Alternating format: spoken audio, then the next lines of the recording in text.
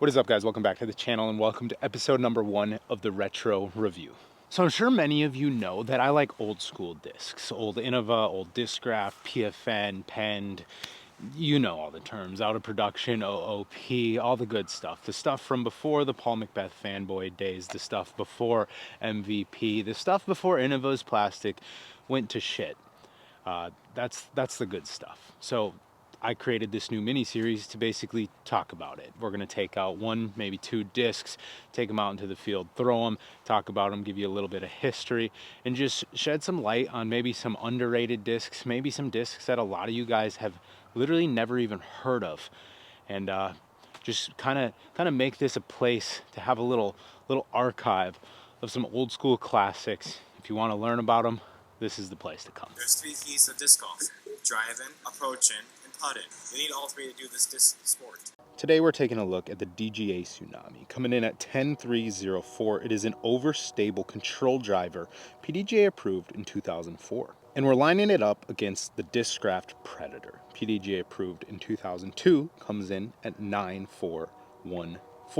So the DGA Tsunami and the Discgraph Predator, kind of some pioneers in that overstable control driver slot. Obviously the Predator coming a couple years before the Tsunami, but they look almost identical. The Tsunami is a 10-speed, the Predator being a 9-speed, a little bit faster, and you can definitely tell the rim is a touch bigger. Now, neither one of these molds are out of production. The Tsunami, I feel like, has had somewhat of a resurgence because DGA actually has a pro team for like the first time in forever. And so a lot of their molds are kind of making a little bit of a comeback. But this old school SP Tsunami, it's an absolute beauty. Now, if we take a little bit of a closer look at the wing here, the interesting thing is that little hook, that little bevel there, which back in the day was maybe a little more normal. I feel like drivers back in the day had almost, they're a little beaded, had a little bit more of a bevel, and then obviously as things progressed, they became a little bit more streamlined. They're almost identical. They both have that interesting little like underside bevel that clearly makes them overstable. Now, some of you guys might be like, Broad, both of these discs are readily available. Why are you making a video on them? I thought this was supposed to be like the retro review, talking about stuff that is like not available and hard to find. And it is. But I thought it was cool that I was able to get my hands on 2 old school variations of both these molds. But also, the Predator was kind of the pioneer of the overstable disc slot, at least in Discgraph's lineup.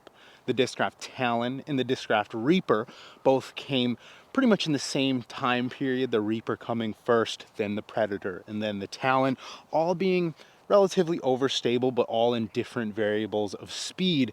But the Predator kind of seems to be the one that stood the test of time, at least for a little while.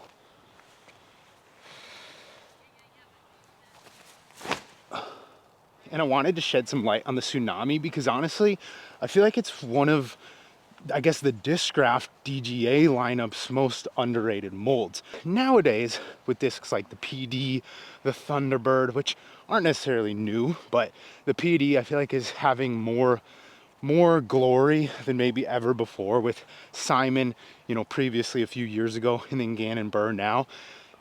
But the 10 to 9 speed overstable control driver is becoming such an important slot for a lot of people. And I think there's a couple molds here, the Tsunami and the Predator, that plain and simple nobody even thinks to look at. Nate Doss, I feel like he's one of the only players who really, he kept the Predator alive for quite a while, and he actually still like throws it. Nate's one of them players who started his bag back in the day, and you know, obviously added like the Force and probably the Nuke, like added the newer staples as the Discgraph lineup progressed over the years. But he always threw the Avenger, always threw the Predators. He kept it simple, and that's why he's one of the greats.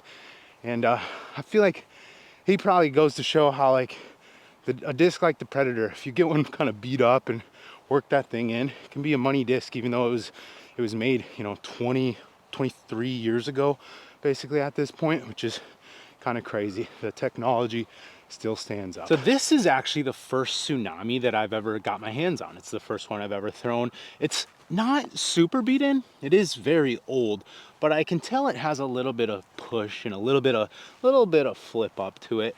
And I actually really like it. Part of the reason I love old school style discs so much is honestly the artwork, the stamps, the simplicity of what old school disc golf branding used to be. And DGA really is one of my favorites. I'd put myself kind of in the middle when it comes to knowledge on disc golf history, disc golf collectibles and stuff. I appreciate an old school disc. I love throwing the old stuff, the classics, mainly because I think the plastic just felt so much better. But discs like this are ones that I just want to try out. So with this series, a lot of times it'll be a disc that I know nothing about. I pick one up, I find one in a used bin or wherever it might be, and do a little research on it, get out and throw it, kind of give you guys a little insight on something that otherwise might not have a single video out on YouTube talking about it, which I think could be pretty interesting.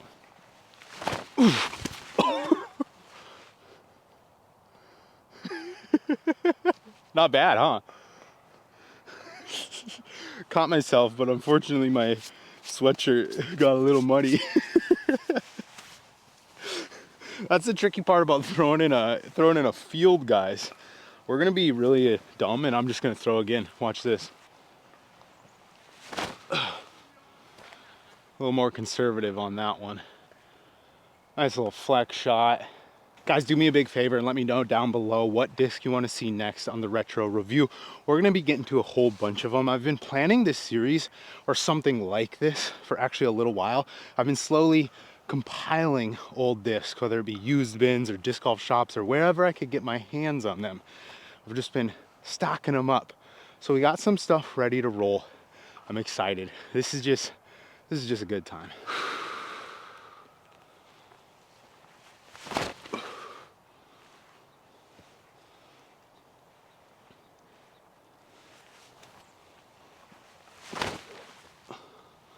I seem to not be able to get that one up in the air. Yeah. It's just pure consistency. I feel like it's a lot different style of disc than like, you know, a Firebird or something, even though, to be honest, other than like an FAF Firebird, it might be more overstable. Like the Predator in some runs is one of the most overstable discs like I've ever thrown. I think the Tsunami hit flat could be something cool. Oh, even on a little pullover drifter, that thing kind of smacks low key.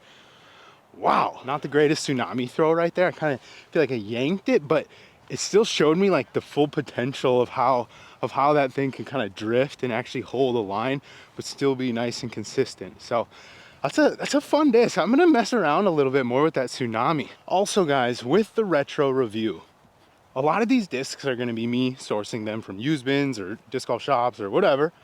And basically, once I use them for this video, the odds of me throwing a bunch of them ever again is kind of low. So I'm gonna be selling them. Frisbee Club stamped them things up. I don't know, 25 bucks shipped. Send me a DM if you want it. If I don't reply to your DM, it's probably because it already sold. The Tsunami, I'm gonna hold on to for now because I'm kind of liking that. But if you want this old Z Predator, it does have like blacked out ink here, but we'll Frisbee Club that thing all up for you. Let me know. Ooh. Wow, that got a nice flight out of it. Pushed. Oh, I almost slipped and died again. But that's a pretty good throw, not gonna lie. Kind of babied, didn't quite get the pop, but we'll take it. Well, guys, that's pretty much gonna do it for this one. Retro review, episode number 1, the Predator and the Tsunami. 2 old school staples from the Discraft / DGA lineup. Kind of old school, overstable. The first of their kind, some would say. Because back in the day, ain't nothing flying like this, that's for sure. Oh yeah, one other really like interesting thing about the Predator, it has this like cross hatching in the rim here. I think there's a couple other Discraft molds that might have this. I assume it's like some tooling that along the way was just like etched out. So maybe it was like a different name before or something, but it's right there. So like some people probably love that for the grip. I'm not sure. It's kind of weird. Thanks for watching, guys. We will see you in the next one. Creator of Frisbee Club, motherfuckers. The man, the myth. And right here, I have a frisbee bag. It holds all my frisbees, the ones I like.